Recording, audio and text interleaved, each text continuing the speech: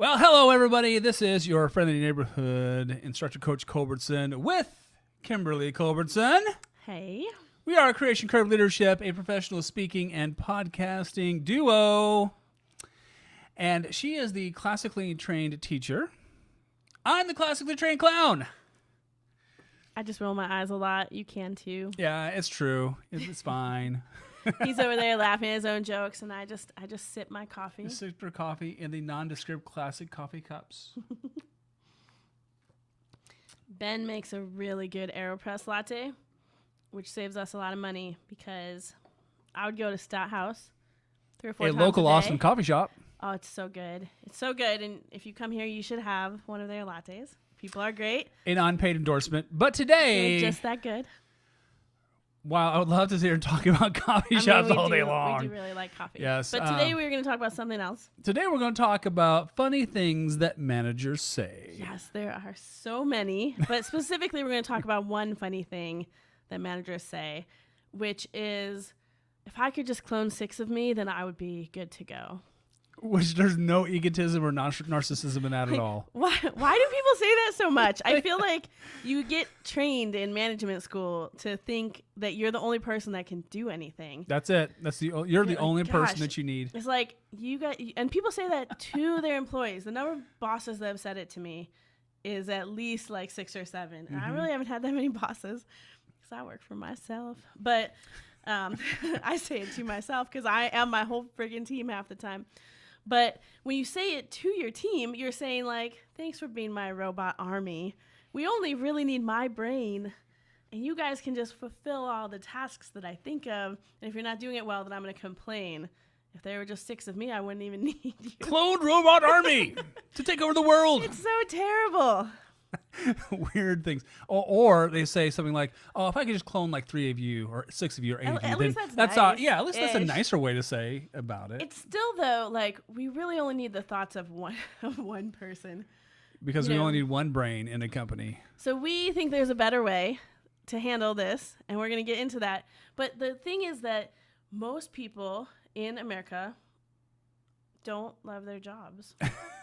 You know, Gallup did a poll, actually they do it every day. They do it every day. They do it every day. Let's just put that out there. And the amount of people that are actively engaged in their jobs, according to Gallup, 30%. 30%. 30%. So 70% of people say that they are disengaged, that they're not really fully 100% present in the work that they're doing, that if you're a manager, you're paying them to do with your budget. But it gets better. It does gets get better. 20% of people on a daily basis say that they are actively disengaged.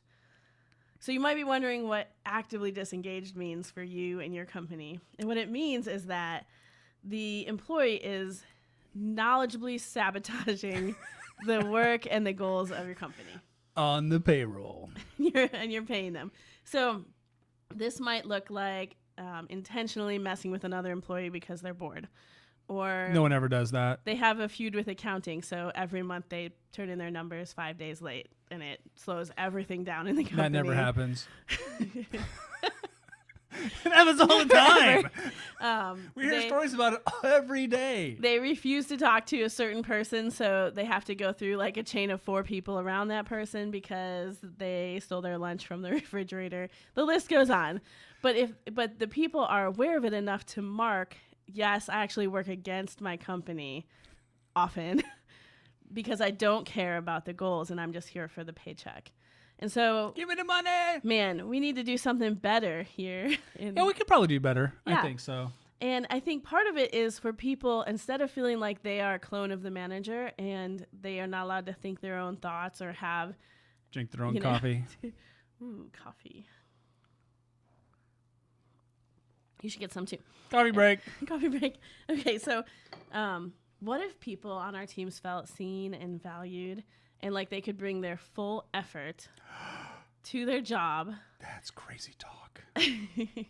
We call that collective intelligence. Lots of people call that collective intelligence. When you actually have a team full of people, let's say you have 6 people on a team, and all 6 of those people are bringing their creative brain power and intelligence into the problem solving and the innovation and the tasks, then you actually you have a lot more intelligent team. Does that sound like a fantasy? Does that sound impossible? Well, stay tuned, because in the next video, we're going to keep talking about this and let's a talk about how we do it possible next. It's solution not to that. impossible. It's not? hard. If you're used to being the only important person on your team, it's pretty hard. Yeah. And even if you're used to being the person who doesn't matter on your team, stepping into it is sometimes hard, but there is a way. There is a way. Let's talk about that Let's next. talk about it next. Stop. Can we look at it to see if Oh my gosh. Stop. the part